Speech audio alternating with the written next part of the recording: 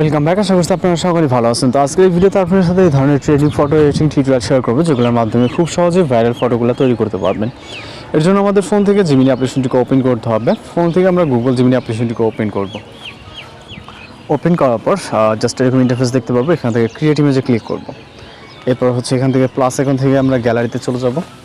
দেন এখান থেকে আপনি যে কোনো একটি ছবি সিলেক্ট করবেন, জাস্ট যেটার ফেস ক্লিয়ারলি বোঝা যায় একটি ছবি নেবেন। ওকে, তো আমরা এখান থেকে একটি ছবি সিলেক্ট করব।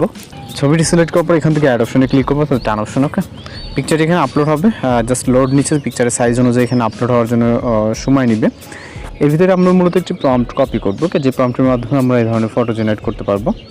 প্রম্পটটিকে কপি করার পর এখান থেকে চলে যাবো আমরা জিমিনি অ্যাপ্লিকেশনে। এরপর হচ্ছে ডেস্কটপ অপশনে জাস্ট প্রম্পটটিকে পেস্ট করবো। ওকে, এরপর এখান থেকে আমরা সেন্ড বাটনে ক্লিক করব। জাস্ট পিকচারটি মেবি এখন আপলোড হয় না নেটওয়ার্ক জনিত সমস্যার কারণে।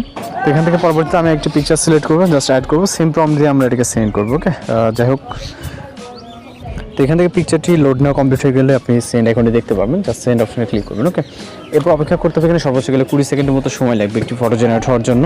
ওকে, তো আমাদের ফটোটা কিন্তু জেনারেট হয়ে গেছে, জাস্ট দেখতে পাচ্ছেন। ভিউ করে এটা সেভ করে নিতে পারবেন। এছাড়া এখানে সিগনেচার দেখতে পাচ্ছেন আমার নামের, আপনি নামটাকে চেঞ্জ করে নিতে পারেন। ওকে, পরবর্তীতে আরও একটি ইমেজ এখানে জেনারেট করে দেখাবো। সেমভাবে ক্রিয়েট ইমেজ থেকে প্লাস আইকন, এরপর হচ্ছে গ্যালারিতে চলে যাবো। জাস্ট পরবর্তীতে আরও একটি ছবি নিব। ওকে, সেম একইভাবে যাতে চেহারাটা ভালোভাবে বোঝা যায় আমরা এটাকে ইউজ করবো। দেন ডান অপশনে ক্লিক করব। এরপরে মূলত নির্দিষ্ট আরও একটি আমরা প্রম্পট এখান থেকে সিলেক্ট করব।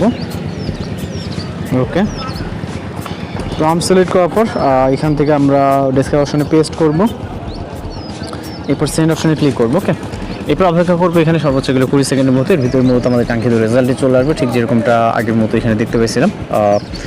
তো ভিন্ন ভিন্ন প্রম্পটের মাধ্যমে হলো ভিন্ন ভিন্ন ফটো জেনারেট হবে। আর যারা চ্যানেল নতুন আছেন অবশ্যই চ্যানেলকে সাবস্ক্রাইব করবেন। এছাড়া রিকোয়েস্ট করে হলে সেটাও জানাবেন। আমরা এই টাইপের ফটো এডিটিং টিউটোরিয়াল আপলোড দেওয়ার ট্রাই করবো। ওকে, জাস্ট দেখতে পাচ্ছেন।